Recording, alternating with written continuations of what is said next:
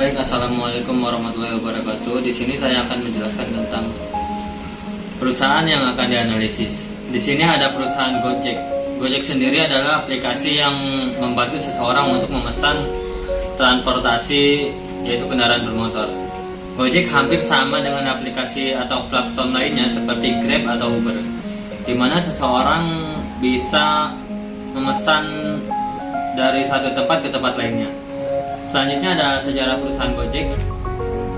PT Gojek Indonesia ini merupakan buatan karya anak bangsa yang berdiri pada tahun 2010 di Jakarta oleh Bapak Menteri kita saat ini, yaitu Bapak Nadiem Makarim, yang bermula dari niat untuk mempermudah kehidupan sehari-hari masyarakat, terutama yang berada di ibu kota, karena terkenal dengan kemacetannya. Disitulah Bapak Nadiem membuat ide, yaitu membuat perusahaan Gojek ini, yang diluncurkan pada tahun 2015 sampai pada saat ini.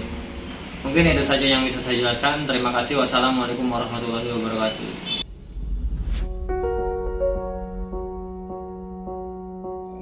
Visi dan misi PT Gojek Indonesia. A. Visi PT Gojek Indonesia membantu memperbaiki struktur transportasi di Indonesia, memberikan kemudahan bagi masyarakat dalam melaksanakan pekerjaan sehari-hari seperti pengiriman dokumen, belanja harian dengan menggunakan layanan fasilitas kurir, serta turut mensejahterakan kehidupan tukang ojek di Indonesia ke depannya. B. Misi PT Gojek Indonesia. PT Gojek Indonesia merupakan perusahaan startup asli Indonesia dengan misi sosial. PT Gojek Indonesia ingin meningkatkan kesejahteraan sosial dengan menerapkan efisiensi pasar untuk dapat mewujudkan PT Gojek Indonesia memiliki misi. C. Layanan yang ditawarkan. Sampai saat ini aplikasi Gojek telah menyediakan 17 macam layanan jasa. Gojek di Semarang telah menerapkan semua layanan yang sesuai di aplikasi, yaitu 1. GoRide, 2. Gokar, 3. GoFood, 4. GoMart, 5. GoSend, 6. Gobok, 7. Gotik, 8. GoMed, 9. GoMesek, 10. GoClean, 11. GoGlam, 12. GoAuto, 13. GoBusway, 14. GoPulsa, 15. GoBills, 16. GoFoil, 17. GoPay.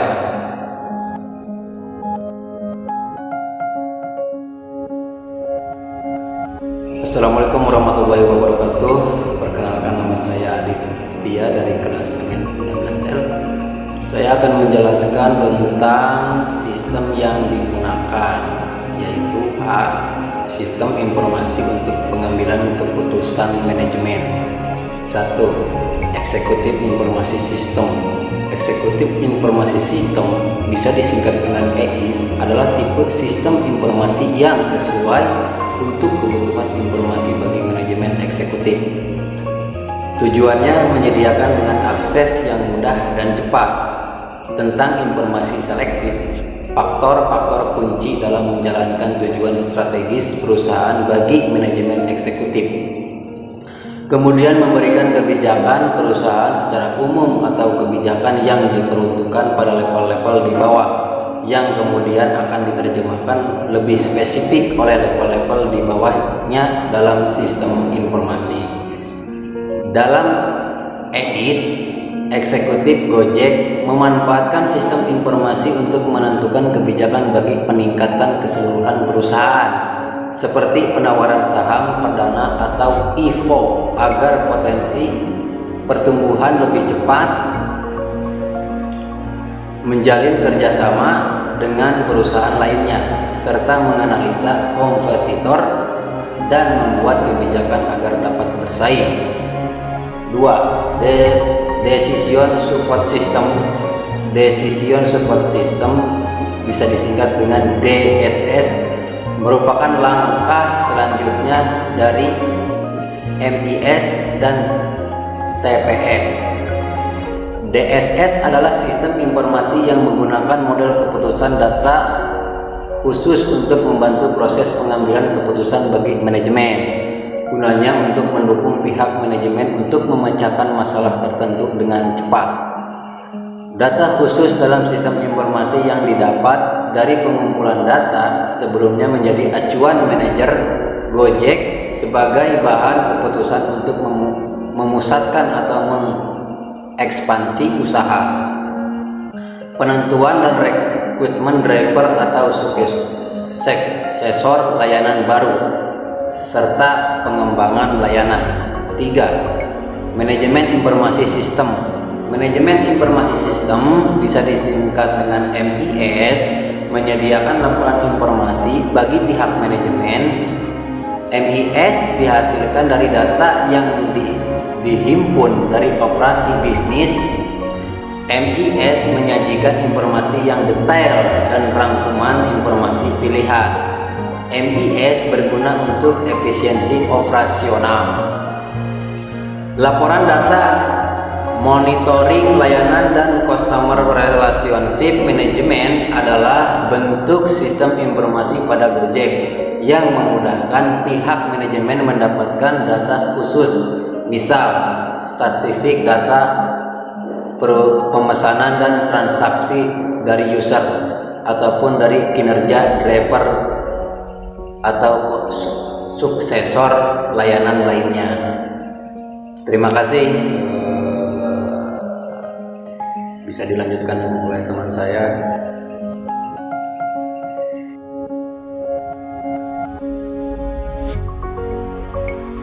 Assalamualaikum warahmatullahi wabarakatuh. Perkenalkan, nama saya Devi Lestari dari manajemen 19L. Di sini saya akan menjelaskan bagaimana tentang transaksi proses sistem atau TPS. TPS ini menghasilkan berbagai informasi produk untuk penggunaan internal maupun eksternal. Untuk sistem pembayaran Gojek masuk ke dalam transaksi processing system, di mana sistem informasi berfungsi sebagai pengatur alur keluar masuknya transaksi yang terjadi di Gojek. Transaksi di sini termasuk dalam kalkulasi biaya perjalanan, penambahan Gojek kredit apabila pelanggan menambah jumlah depositnya, dan juga pengurangan jumlah kredit karena digunakan untuk membayar layanan Gojek. Lalu selanjutnya ada proses kontrol sistem, yaitu merupakan karakteristik dari sistem informasi yang menjaga proses kegiatan bisnis. Semua proses pemesanan atau booking merupakan bagian dari sistem informasi di mana langkah yang dilakukan terhadap sesuai dengan SOP yang telah ditentukan. Ini merupakan fungsi dari proses kontrol sistem. Kemudian ada enterprise collaboration system, itu merupakan sistem informasi lintas fungsional, di mana untuk memudahkan koordinasi dan pertukaran informasi pada internal perusahaan. Gojek menghubungkan seluruh cabang di berbagai daerah ke dalam suatu jaringan, sedangkan untuk memudahkan koordinasi dan pertukaran informasi pada internal perusahaan, Gojek menghubungkan seluruh cabang di berbagai daerah ke dalam suatu jaringan, sedangkan untuk menciptakan kenyamanan customer sendiri, Gojek memberikan informasi mengenai driver atau suksesor layanan lainnya, baik nama, foto, begitu pula sebaliknya. Kemudian yang ada komponen sistem informasi. Yang pertama ada perangkat lunak. Di sini merupakan komponen yang memungkinkan hardware untuk memproses data melalui prosedur dan jaringan komunikasi yang sudah ditentukan. Gojek menggunakan smartphone sebagai perangkat kelas yang nantinya dipasang berupa aplikasi Gojek oleh user, juga PC, induk, dan berbagai komponen komputer controlling pada kantor pusat. Kemudian ada juga people, merupakan semua pihak yang bertanggung jawab dalam pengembangan sistem informasi, pemrosesan, dan penggunaan data.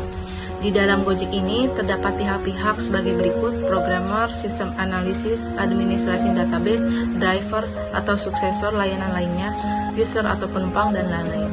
Kemudian ada basi data atau data.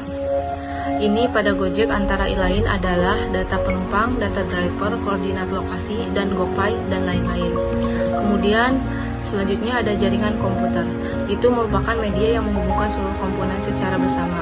Gojek menggunakan jaringan internet sehingga dapat menghubungkan pengguna atau klien dengan sistem informasi mereka yang berbasis cloud. Kemudian ada prosedur.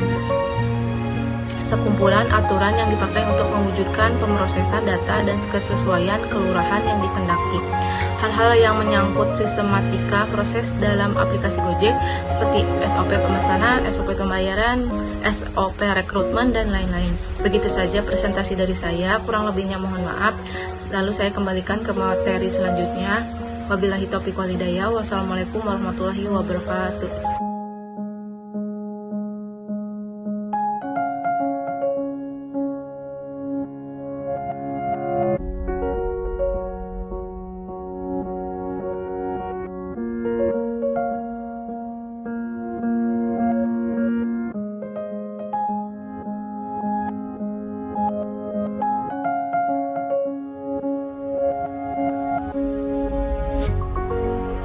Assalamualaikum warahmatullahi wabarakatuh. Saya Bu Notit. Di sini saya akan melanjutkan penjelasan mengenai yang pertama ada keunggulan ojek online atau Gojek. Yang pertama yaitu tarif relatif murah dan transparan. Dengan keberadaan aplikasi ojek online, semua menjadi transparan, baik itu bisa mengetahui rute perjalanannya dan tarifnya bisa diketahui lebih dahulu. Jadi semua tarif yang harus dibayar penumpang sudah tertera sejak awal, sehingga tidak ada proses tawar-menawar lagi dengan pengendara. Terlebih dengan adanya berbagai promo yang ditawarkan oleh pihak ojek online. Yang kedua yaitu praktis. Dengan ojek online semua menjadi praktis karena bisa memesan dan ingin mengantarkan barang dari rumah serta ke kantor hanya dengan gadget. Driver ojek online langsung menghampiri sesuai dengan keinginan pesanan. Yang ketiga yaitu aman dan terpercaya. Aman karena setiap driver atau konsumen harus melakukan registrasi terlebih dahulu, sehingga jika terjadi hal-hal yang tidak diinginkan, semua dapat dilacak dengan mudah. Dengan begitu, penumpang akan merasa lebih aman menggunakan pengemudi yang sudah terdaftar. Penumpang juga bisa mengetahui rute perjalanannya, jadi bisa merasa aman dan nyaman ketika menggunakan layanan dari ojek online. Terus ada kelemahan. Yang pertama yaitu ada jaringan sering bermasalah. Karena ini berupa aplikasi online, maka besar kemungkinan akan ada gangguan dari sistem jaringan. Yang kedua ada kurangnya pemahaman driver ojek online terhadap keselamatan berkendara. Kebanyakan dari driver ojek online kurang memahami mengenai keselamatan di jalan raya. Padahal seorang driver Gojek ini telah memberikan bekal pengetahuan pada drivernya tentang safety riding atau keselamatan dalam berkendara. Hal ini jelas akan berdampak fatal bagi penumpang. Jika sang driver ojek online tidak mengetahui keselamatan dalam berkendara. Yang ketiga, tantangan dari ojek konvensional. Kehadiran ojek online tidak diterima dengan baik oleh semua pihak. Salah satunya yang paling keras bersuara adalah para pengojek pangkalan yang sudah biasa menjalankan jasanya secara konvensional. Dan yang terakhir, saya akan menjelaskan mengenai pengembangan sistem bagi perusahaan. Pengembangan sistem adalah penyusunan suatu sistem yang baru untuk menggantikan sistem yang lama secara keseluruhan atau memperbaiki sistem yang telah ada. Hal yang mempengaruhi adanya pengembangan sistem pada suatu perusahaan yaitu yang pertama, adanya permasalahan atau trouble pada sistem yang lama. Yang kedua, adanya perintah atau instruksi dari pimpinan atau pemerintah untuk mengganti sistem. Yang ketiga, adanya perkembangan teknologi yang lebih baik dan dapat membantu perusahaan.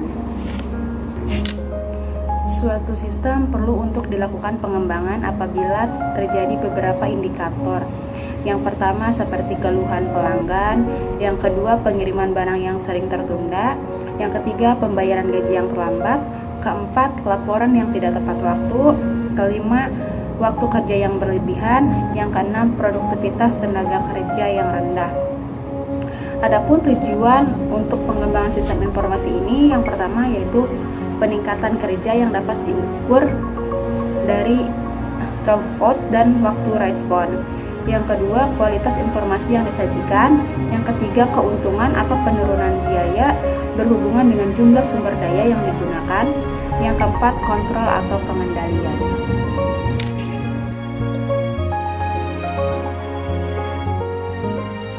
Assalamualaikum warahmatullahi wabarakatuh. Perkenalkan, nama saya Sanggita Priyanka. Di sini saya akan menjelaskan mengenai sistem sebagai perubahan yang direncanakan dalam perusahaan. Nah, ada dua, yaitu pengembangan sistem dan perubahan organisasional. Yang kedua yaitu perancangan ulang proses bisnis. Baik, saya akan jelaskan dulu apa itu sistem sebagai perubahan. Nah, jadi kan membangun suatu sistem informasi yang baru itu merupakan salah satu jenis dari perubahan organisasi yang direncanakan. Pengenalan dari suatu sistem informasi yang baru juga melibatkan jauh lebih banyak dari perangkat keras dan perangkat lunak, yaitu hardware dan softwarenya. Nah, pertama itu kan tadi sudah saya jelaskan, yaitu ada pengembangan sistem dan perubahan organisasional. Yang pertama ada otomatisasi, kedua ada rasionalisasi prosedur, ketiga merancang ulang proses bisnis, yang keempat pergeseran paradigma. Nah, saya akan menjelaskan mengenai otomatisasi. Apa itu? Itu bentuk yang paling umum dari perubahan organisasi yang dimungkinkan dengan teknologi informasi. Itu penerapannya yang pertama dari teknologi yang melibatkan penugasan para karyawan untuk mengerjakan tugas mereka dengan lebih efisien dan efektif. Kemudian ada rasionalisasi prosedur, yaitu merupakan suatu bentuk yang lebih mendalam dari perubahan organisasional, yaitu penelusuran prosedur operasional yang standar. Kemudian ada merancang ulang proses bisnis, yang mana proses bisnis ini pertama dianalisis, kemudian disederhanakan, kemudian diproses, analisis itu kemudian dirancang ulang. Nah, perancangan ulang itu mengorganisasikan kembali alur kerja, kemudian menggabungkan langkah-langkah untuk memangkas tugas yang sia-sia dan menghilangkan pengulangan. Kemudian ada pergeseran paradigma, yaitu bentuk yang radikal dari perubahan bisnis yang melibatkan pemikiran kembali sifat bisnis dan sifat dari organisasi. Pergeseran paradigma ini yaitu rekayasa teknik yang seringkali mengalami kegagalan karena perubahan organisasional secara ekstensif sangat sulit untuk mengaturnya. Kemudian saya akan menjelaskan mengenai poin yang kedua, yaitu perancangan ulang proses bisnis. Manajemen proses bisnis atau business process management menyediakan berbagai macam alat bantu atau metodologi untuk menganalisis proses yang telah ada, merancang proses yang baru, dan mengoptimalkan proses-proses tersebut. Yang pertama ada mengidentifikasi proses untuk perubahan, kedua ada menganalisis proses yang telah ada, yang ketiga ada merancang proses yang baru, yang keempat ada mengimplementasikan proses yang baru, yang kelima ada pengukuran proses secara terus-menerus. Baik, sekian presentasi dari saya. Assalamualaikum warahmatullahi wabarakatuh.